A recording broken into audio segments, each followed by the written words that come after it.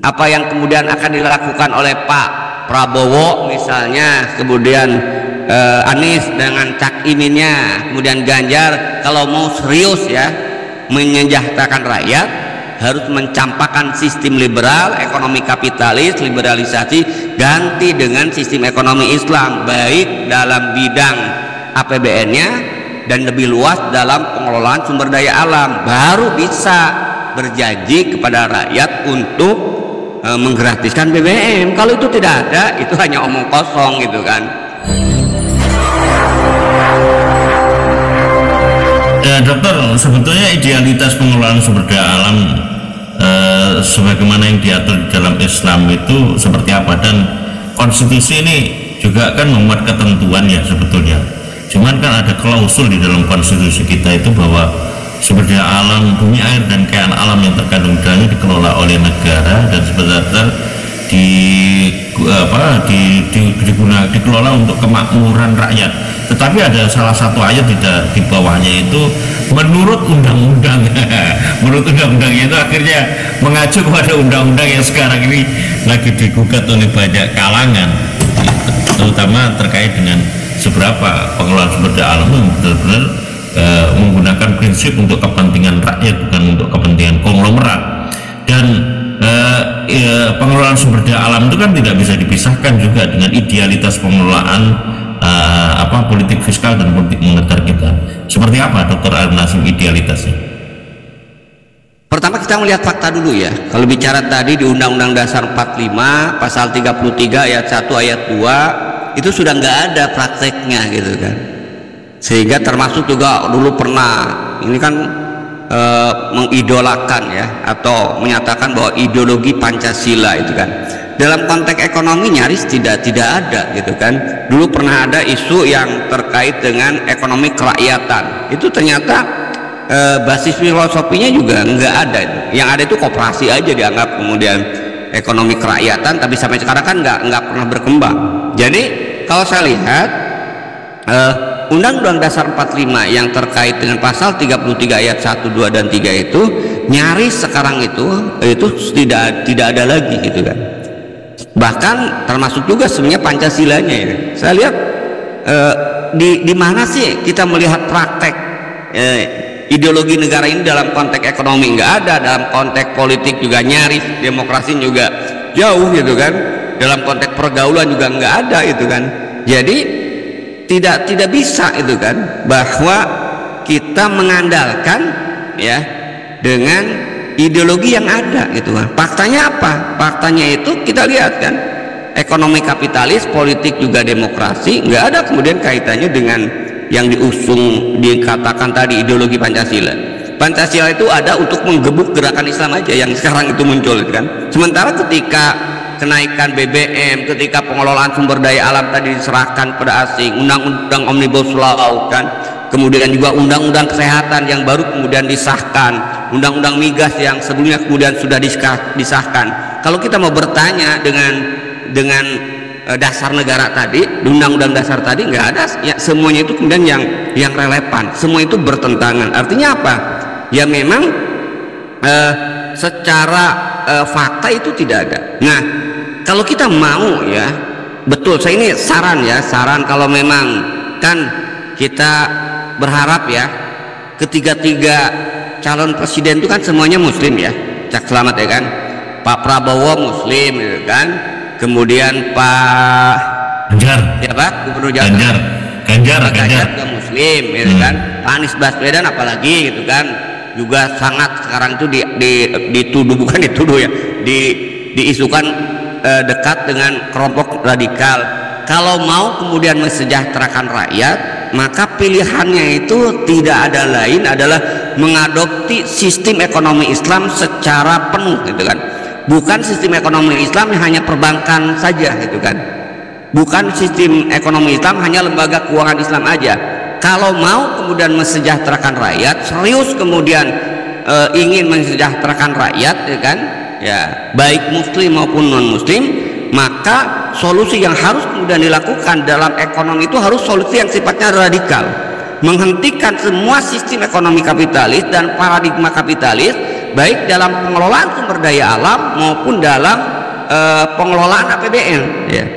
Nah, bagaimana kemudian pengelolaan sumber daya alam yang ideal, yang itu akan memberikan jaminan kesejahteraan, ya tidak ada lagi gitu kan jaminan pengelolaan yang sumber daya alam yang ideal yang mampu mewujudkan kesejahteraan bagi rakyat. Itu adalah sistem ekonomi Islam dalam pengelolaan sumber daya alam, di mana dalam sistem ekonomi Islam sumber daya alam yang masuk dalam kategori pertama itu masuk dalam kategori barang yang dibutuhkan oleh masyarakat, yang merupakan masuk dalam kategori hajat hidup orang banyak, itu wajib dikelola oleh negara dan haram diserahkan pengelolaannya kepada swasta. Listrik gitu kan, air itu kan ya, terus juga jalan gitu kan, yang itu merupakan kebutuhan ya, masyarakat, itu harus dikelola oleh negara ya. Ini karena masuk dalam kategori fasilitas umum, fasilitas publik yang semua orang membutuhkan. Yang kedua itu adalah sumber daya alam yang terkait dengan tambang yang jumlahnya kemudian banyak ya, besar ya, itu juga sama dalam Islam, itu kemudian wajib dikelola oleh negara sebagai sumber APBN. Nah, terkait dengan dua hal ini saya kira masing-masing memiliki landasan filosofi yang sangat jelas dalam sistem ekonomi Islam. Terkait dengan fasilitas publik misalnya, Rasul menyatakan an-nasu suraka'u fis salasin fil ma'i wal kalai wan nar ya. Jadi dalam hadis itu disebutkan manusia atau rakyat itu berserikat bersama-sama memiliki dalam tiga hal. Pertama adalah alma, air ya. Air yang itu merupakan fasilitas publik, itu milik bersama, milik umum.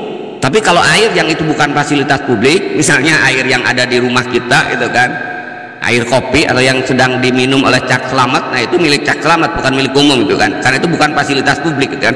Tapi kalau air yang masuk fasilitas publik yang sekarang kemudian banyak dikelola oleh swasta itu kan, ada Aqua, ada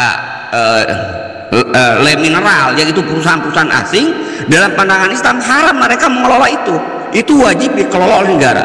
Yang kedua kala itu hutan padang gembala. Hari ini kita lihat ya, banyak hutan-hutan digunduli, diserahkan ke swasta, dibabat untuk dirubah menjadi kebun sawit. Itu kan sebuah kezaliman ya kan, sebuah pelanggaran. Bahkan lucunya kita lihat ya, hari ini gitu kan, ada 3.000 hektar atau berapa, 3.000.000 saya lupa itu kan, yang itu dialihkan dari hutan lindung ke sawit, malah dilegalkan. Nggak apa-apa katanya, sudah terlanjur itu kan ngaco gitu kan. Nah, dalam pandangan Islam ini itu tidak boleh kemudian diserahkan pada swasta pengelolaannya. Dan yang ketiga anar, sumber energi itu kan, sumber energi ya listrik ya. Sekarang PLN namanya perusahaan listrik negara, tapi ternyata isinya itu sudah dikuasai juga oleh swasta. Nah, dalam pandangan Islam, dalam hadis tadi ini adalah milik bersama, berserikat. Rasul kemudian menyatakan wasamanu haramun ya, menjualnya sebagai barang dikatakan komoditas bisnis untuk mencari keuntungan, itu kemudian tidak diperbolehkan. Itu yang pertama. Yang kedua, kalau kita lihat yang masuk dalam kategori milik umum itu barang tambang yang jumlahnya besar ya kan. Ini filosofi landasannya itu adalah ada seorang sahabat minta kepada Rasulullah untuk mengelola tambang garam ya. Tapi ternyata tambang garam yang diminta itu, kata dalam hadis itu disebutkan laksana al-ma'u al-idu, seperti air yang mengalir, artinya depositnya banyak. Maka oleh Rasulullah tidak diberikan gitu kan, itu kemudian dikelola oleh negara, tidak diserahkan kepada individu. Ini tambang garam gitu kan. Apalagi kalau kita lihat tadi nikel, batu bara, emas dan perak, bahkan ada bahan nuklir itu uranium gitu kan, yang sekarang biji besi sekarang itu banyak dikuasai oleh swasta gitu kan, tambang-tambang itu termasuk timah. Nah, dalam pandangan Islam itu haram dikelola oleh negara, dikelola oleh swasta ya, wajib dikelola oleh negara. Nah, dari dua sumber ini saya pernah dengan teman saya itu membuat simulasi APBN syariah gitu kan. Dengan dua data ini, dari harta milik umum yang dikelola oleh negara ya, kita buat simulasi pada saat itu sekitar tahun 2000 2010 waktu itu APBN kita masih 1.200 ya.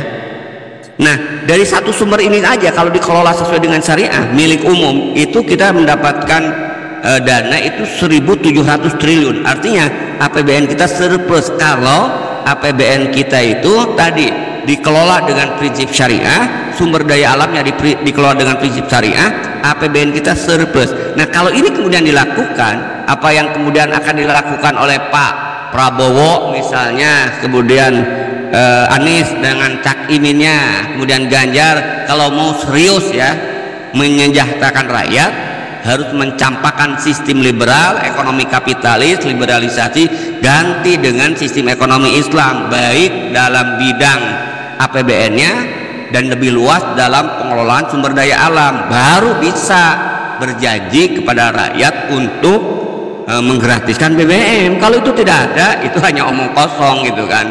Nah cuman problemnya terakhir Mas Slamet ya kan, problemnya ya pengelolaan APBN sesuai dengan Islam, pengelolaan sumber daya alam sesuai dengan Islam itu nggak bisa itu dicamplokkan atau dikaitkan dengan sistem politik demokrasi. Sistem politiknya pun sistem politik Islam, negara yang kemudian menerapkan syariat Islam secara kafah yang disebut dengan khilafah tadi.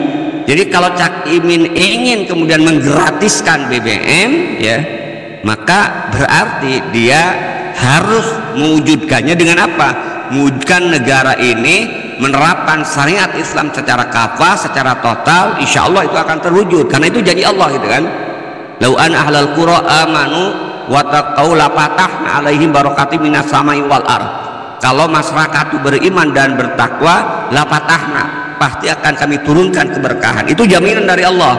Saya percaya itu kan, kalau mau itu kan menerapkan syariat Islam secara kafah. Tapi kalau jangankan menerapkan syariat Islam secara kafah ya, bicara jihad, bicara sistem khilafah juga mereka takut. Gimana mau mensejahterakan rakyat, gimana mau menggratiskan BBM, sulit ya kan. Itu barangkali ya. Selamat, terima kasih. Terima kasih Dr. Harun Nasim.